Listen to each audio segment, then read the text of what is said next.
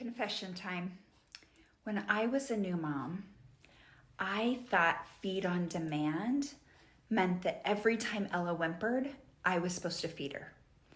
And so I ended up with a baby who was snacking instead of getting full feedings. So today, I want to talk to you about why full feedings are so important. Okay, please hear me. When I'm talking about full feedings and the benefits of full feedings, I don't want you to think that this means, okay, well then I need to put my baby on a strict schedule, or if it's not this time on the clock, I can't feed my baby. No, feeding. So how do you do that? Well, I have asked an IBCLC who is on my Taking Care of Babies team to tell you.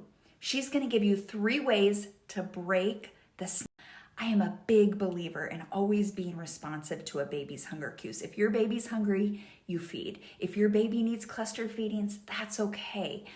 But we do want to break the cycle of snacking versus full snacking cycle. So this is Blakely. Take it away. So now what? Now that we know that full feeds are way better than snacking, how can we break this snacking cycle? I'm going to give you 3 little tips to help break this cycle. First is you need to know what hunger cues look like. Baby's gonna be trying to fit his whole fist in his mouth, or smacking lips, or rooting around looking for a food source. Sometimes looking for a food source can look like lifting up its head and banging it on your chest. Number 2 is help baby stay awake during a feeding. This is probably the biggest thing. No one tells you how hard it is to keep babies awake, especially newborns. We're going to want to make sure baby's undressed, unswaddled during the day, lights are on, you're out in the open. Don't worry about cutting back on stimulation. Stimulation is good. We basically want to teach our babies no sleeping at the dinner table. We want to bother them just enough throughout the feeding to keep them awake and going. Tickling the toes, changing positions, switching breast. One of my favorite ways to keep babies awake is getting my cold fingers in their armpits. That tends to really help. Lift and lowering that arm. With my kiddos who were extra stubborn, we would have to sometimes get wet wipes and even wipe it on their back or their arm just to help them stay awake. One thing you have to remember is us mamas are their happy place. That's where they just were the past 10 months.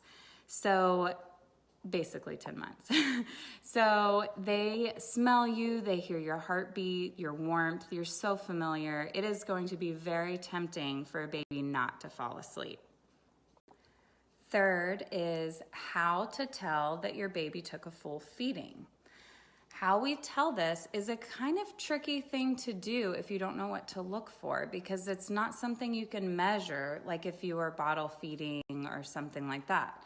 So if you notice your baby starting off in a feeding will have really tight fists, and they tend to keep their arms right up close to their chest.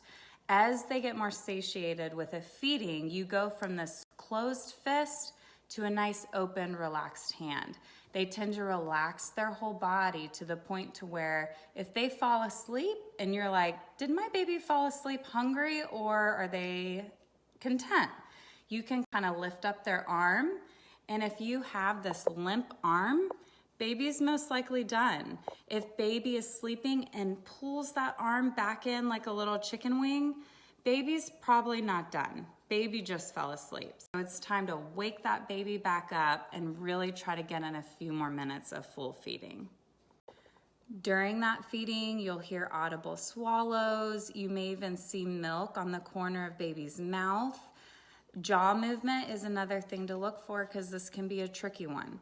With jaw movement, you really want that jaw movement all the way back up to the ear. You want those long jaw movements. That's what it takes to pull that milk out.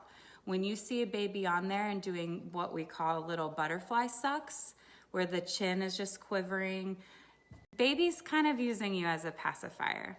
So that's another cue to go in and say, okay, I need to really bother and kind of disturb this baby to get them up.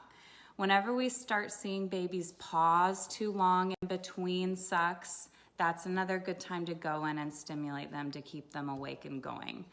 Babies need constant reminders that it's eating time, no sleeping at the dinner table, keep going.